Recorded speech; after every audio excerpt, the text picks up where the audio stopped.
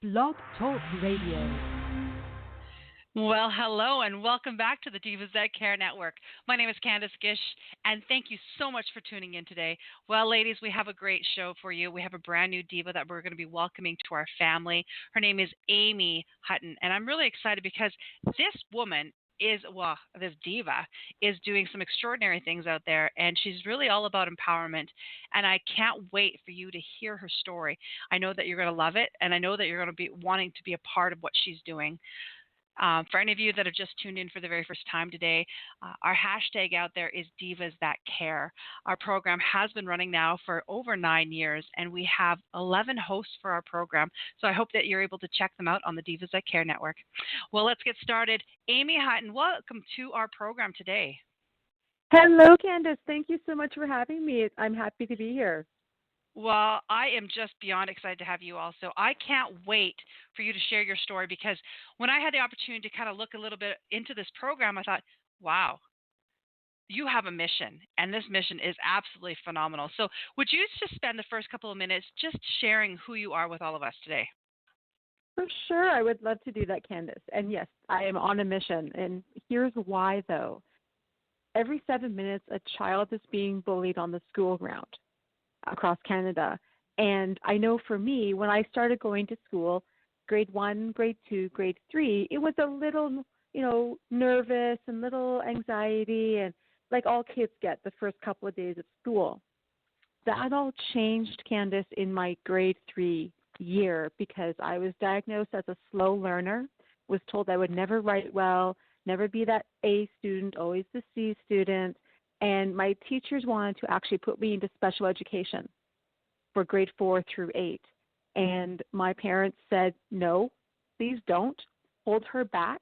Yes, she's been through some challenges. Yes, she, was born premature. She really shouldn't be here right now today. Yet that hasn't held her back and stopped her. So please don't put her into special education.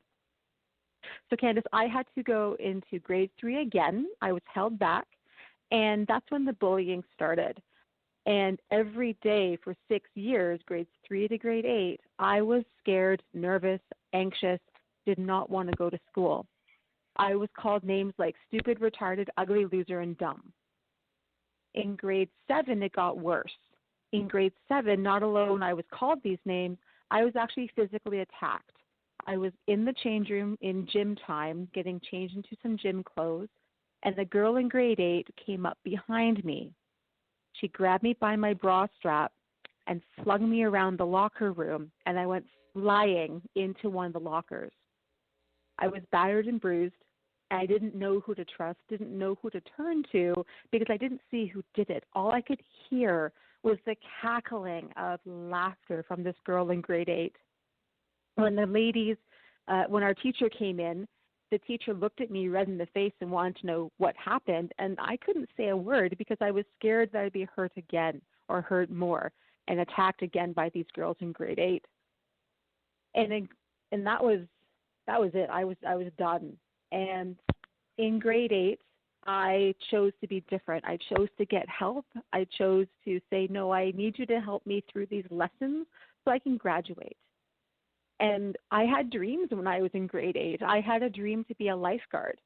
And I was 13, and I was just starting the classes to become a lifeguard. There's extra special classes that one takes if they want to be a lifeguard, and it starts when you're 13. And I was going to my first class one night, and I said out loud in the classroom that, I have my bronze medallion course tonight. I'm so excited. One of my bullies, he says, Amy, is that like tadpoles? Is that like minnows?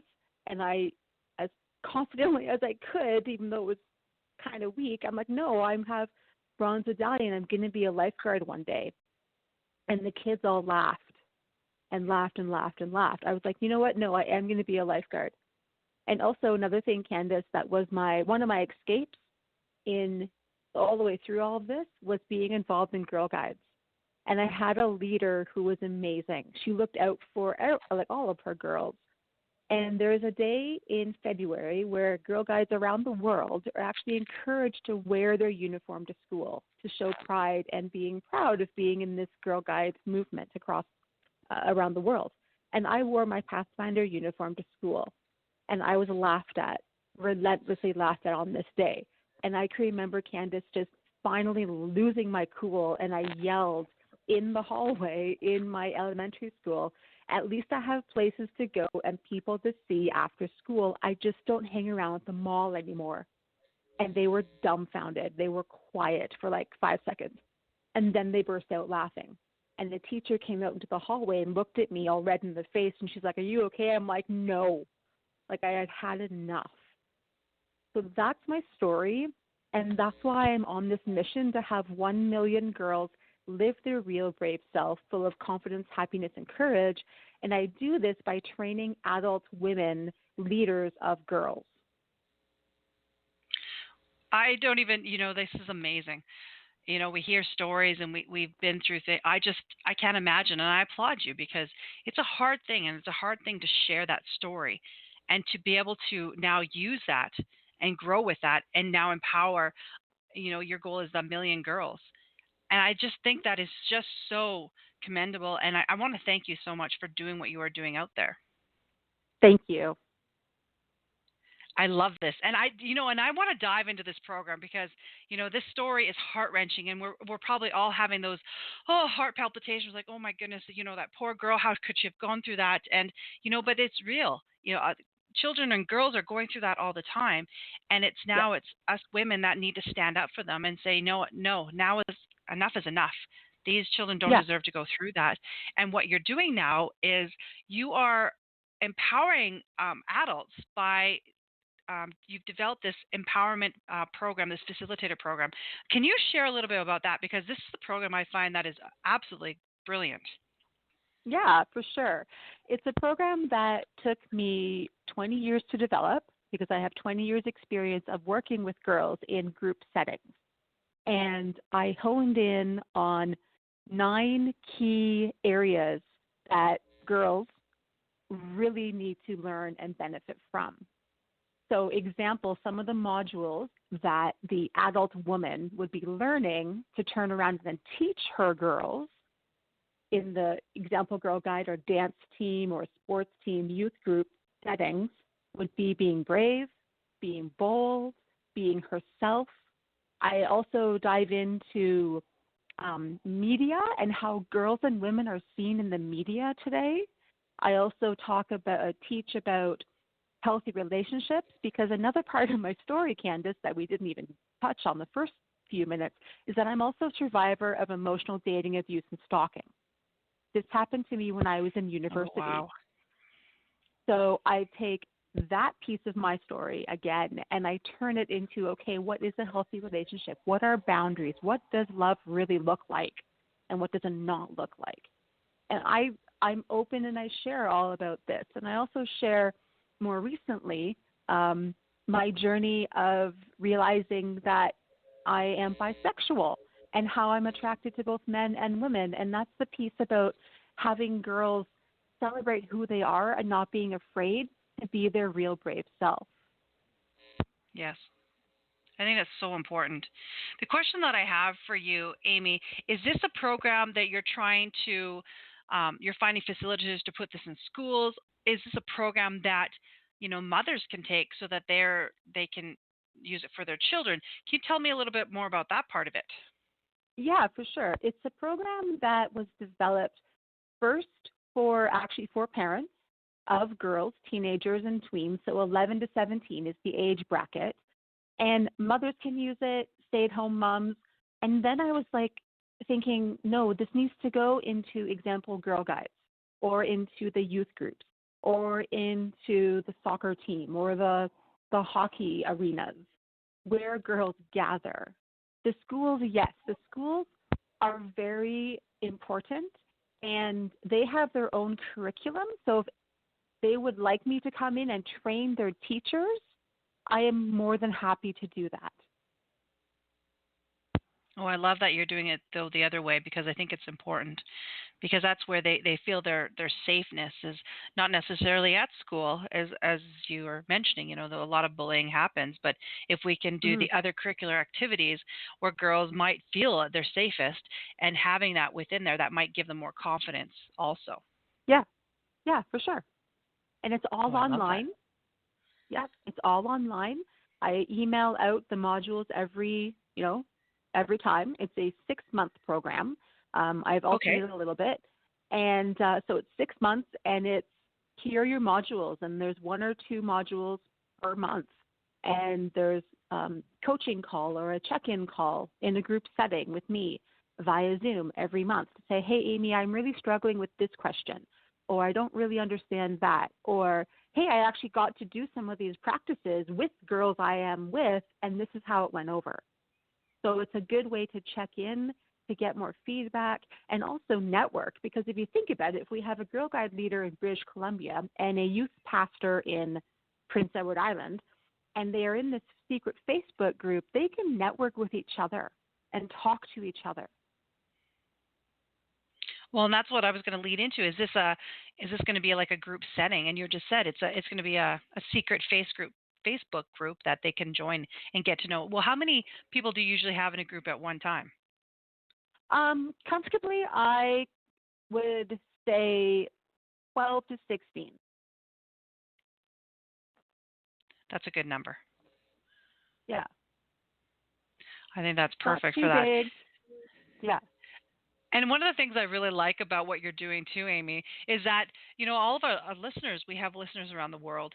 And I think that, Yes. you might be able to get a lot of them within this group so they can do it in other parts of the world also. Oh, for sure. Like with my mission being 1 million girls, like, yes, that's a global reach because I know that girls around the world are dealing with this. I've had a connection with a networking group I belong to. I actually had a really good connection with a woman in Australia earlier this month. And she's like, oh my gosh, I want you to come on a Zoom call with myself and some of the other ladies who are in this networking group in Australia so we can get your message to us here as well. Because bullying happens everywhere, doesn't it? It does. It doesn't discriminate. No. So this is your mission. You're working with. What other things are you doing besides that? What other things am I doing? Yeah. I And I always say this question to people because I know that I'm like they're probably thinking, well, I do a million things, but I like what else are you doing? Because I know that this is probably a huge thing in your life, but there's always other avenues that you do also. For sure. I'm in the process of writing my self-help memoir, and the working title with that is Opening My Door to Living My Real Brave Self. So it's going Beautiful. to be, it's going to be a memoir, but also a self-help portion to it. So like my idea is after every section of the book, there will be some journaling questions or some, questions to ponder or, not just sharing my story, but actually having the reader do some work. I love that. I think it's important because I think a lot of the time is we do read these amazing books, but what do we do afterwards? We take it all in and then we have nowhere to put it out. So I like what you're doing there. And you've also written other books. You compiled. Can you tell us a little bit about those ones too so our listeners can go and perhaps pick those up? Yeah, my most favorite one that I love speaking about, and I believe it's on Amazon. That's a whole other story for another time. Yet it's called Inch by Inch Growing in Life, and it's 30 stories of children overcoming adversity under the age of 12. And the reason I put this book anthology together is because of my premature birth story. And I was sitting in the Alberta Children's Hospital back in 2013, I think. And I remember being there for just a seminar, just after work type of seminar training. And I looked up in the cafeteria and I saw this poster that says 1 in 10 babies are born premature around the world. And I was like, that's it. That's what I'm going to be doing, focusing my anthology on. So I gathered amazing authors. Yeah, I gathered amazing authors, mostly from Canada, but a couple from the United States and one from Scotland, to share a story of their own or share a story of their child or a child they support who's under the age of 12. And there's so many amazing stories in this book, Candace. The ones I like to share about is, well, obviously my birth story And in a nutshell, my birth story is I was born in 1976 in Ottawa, Canada.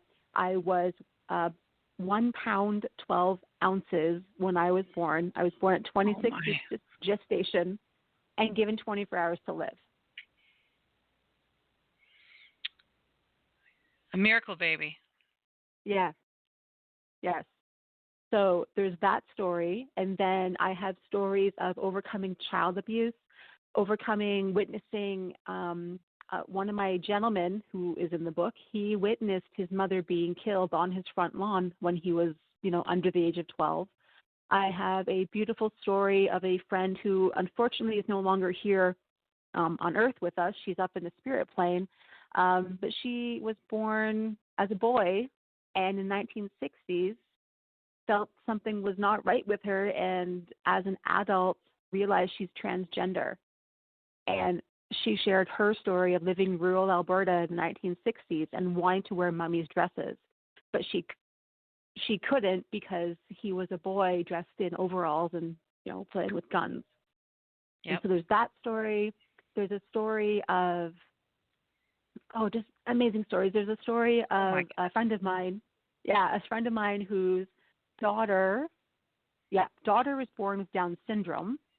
So it's that journey. But then the grandmother also wrote a chapter and shared the views of being the grandmother, watching her daughter, watching her granddaughter go through this Down syndrome. And there was other complications going on when she was a baby, when the granddaughter was a baby.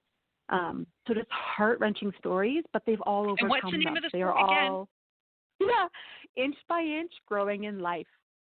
Well, all of our Diva listeners, we're going to have to go pick up that one because that book sounds absolutely amazing.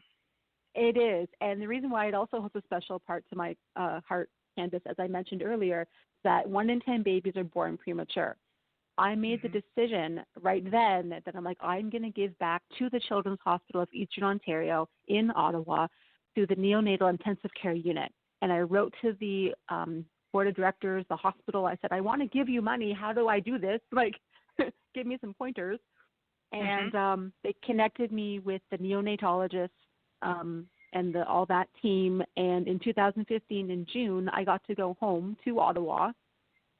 I got a tour with my parents of the neonatal intensive care unit, which they've now actually named after my neonatologist, which is pretty special. And I was on the telethon that they had. And with the book sale and some other fundraising efforts, I was able to donate to CHEO $3,216, I think it was, back to the hospital. That is so awesome. Yeah.